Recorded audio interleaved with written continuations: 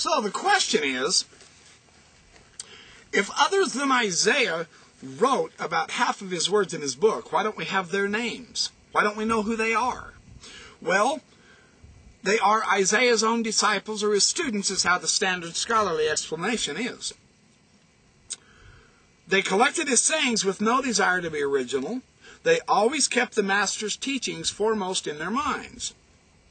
What we have in Isaiah is a lot of genuine words of the prophets intermingled with other stuff, according to Nibley. This is on page 126 of his book, Since Cumorah. By his well-meaning followers. Each chapter, every chapter, including those in Deutero and Trito Isaiah, contain genuine words of Isaiah, and every chapter, including those in the early part of the book, contains words that are not his.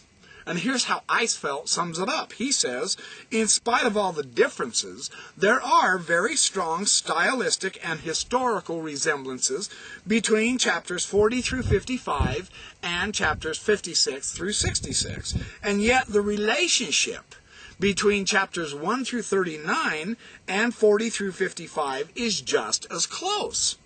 And the resemblances include even peculiarities of speech, with the spirit and the words of the true Isaiah thus pervading and dominating the whole work. The items that depart from the standard can be readily explained on one theory or another. This is precisely how the Book of Mormon would help us understand Isaiah. It proclaims the re-editing and manipulation of the Isaiah text all over the place. Every one of the 21 chapters extensively quoted in the Book of Mormon from Isaiah appears with an impressive number of additions and deletions and alterations and transpositions. On the testimony of the Book of Mormon itself, the standard text of Isaiah that have reached us have indeed suffered in the process of transmission. That process has recently been the subject of a significant study by Douglas Jones. This study is a remarkable thing that Douglas Jones has discovered.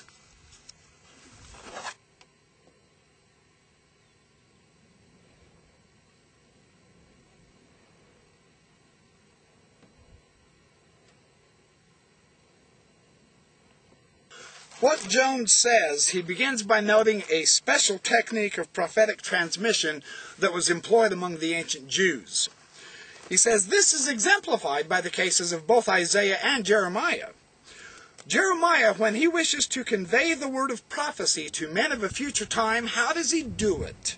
Jones says he does several things. Number one, he makes an abridgment of his past prophecies in order to summarize the message of 20 years into a concentrate of suitable for a single uninterrupted reading.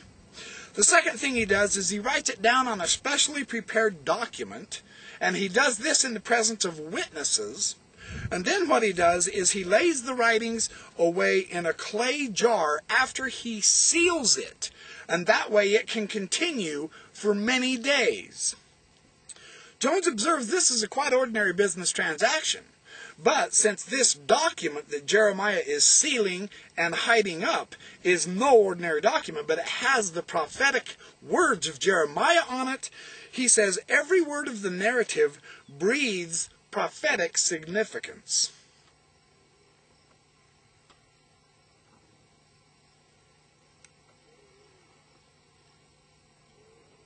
Now, Jones says that not only Jeremiah, but Isaiah did this also.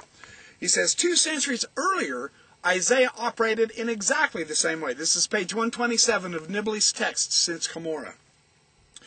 He wrote an abridgment of his longer writings on a Gillion, Gillayon, a Gillion, possibly a tablet of polished metal, according to Jones, which he sealed up in the presence of 3 witnesses. This is Isaiah.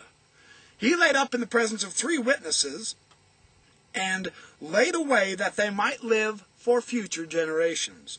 Both prophets write down a number of oracles in condensed form that they might also stand as a witness when the day comes that Yahweh had declared beforehand, both transmitting a single symbolic prediction made to contemporaries, but it is also written down and witnessed that people of a later time may see its fulfillment as Yahweh's work.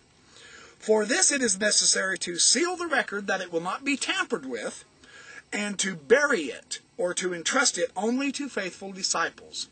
And at once we have the Book of Mormon in mind, don't we? That is precisely the nature of the Book of Mormon record. The prophecies, the abridging of the prophecies, the adding further information to them, and then sealing them up in the presence of witnesses and hiding them to come forth at a later time.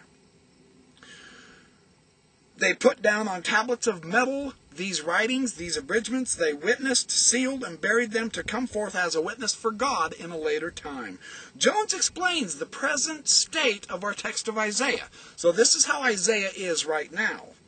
He says he attributes it to 3 successive transmissions by which it has come down to us. The first traditio, as he calls it, was the work of Isaiah himself, who prepared his metal plates, or whatever they were, and sealed them up to be a witness for a later time. The second was the bringing forth of this record hundreds of years later by disciples of the following fall of Jerusalem.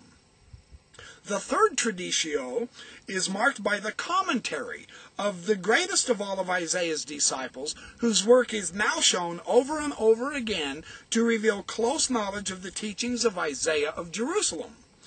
Desiring only to transmit the Master's work in the clearest possible form, this disciple adds his reflection on the marvelous way in which the divine word has been fulfilled. Compare these 3 steps in the long process of transmission with what we see happening over and over again in the Book of Mormon. Take the longest tradition, for instance. In proto-historic times, the Lord told the brother of Jared, as he is reported to have told Enoch and other of the Adamic and patriarchal ages, "Write these things and seal them up, and I will show them in mine own due time unto the children of men." Ether 3, verse 27. The patriarch did as he was told, and in due time his writings came into the hands of Ether, who went forth and beheld that the words of the Lord had all been fulfilled. Notice Ether came later and saw, oh yes, those words of the Lord were fulfilled. And then he added his part to the writing, Ether did, to the brother of Jared's writings. He finished his record, and he hid them up in a manner that the people of Limhi did find them. Ether 15:33.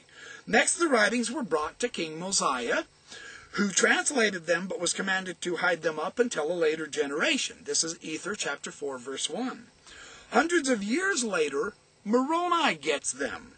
He made a stringent abridgment of them. In fact, he says, 100th part that has been written I have not written.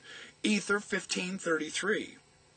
Adding all kinds of commentaries and explanations of his own, after which he reports, he commanded me that I should seal them up and the interpretation thereof. Ether 4, verse 5. And finally, I am commanded that I should hide them up again in the earth. Ether 4, verse 3. In our own dispensation now. Now this is the 1800s. We're talking thousands of years later.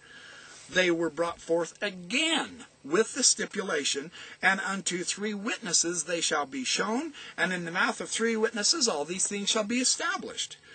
And all this shall stand as a testimony against the world at the last day. Ether chapter 5, verses 3 through 4.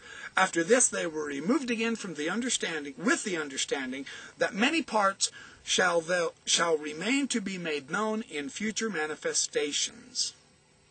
This is the whole process that is understood to have occurred with the book of Isaiah.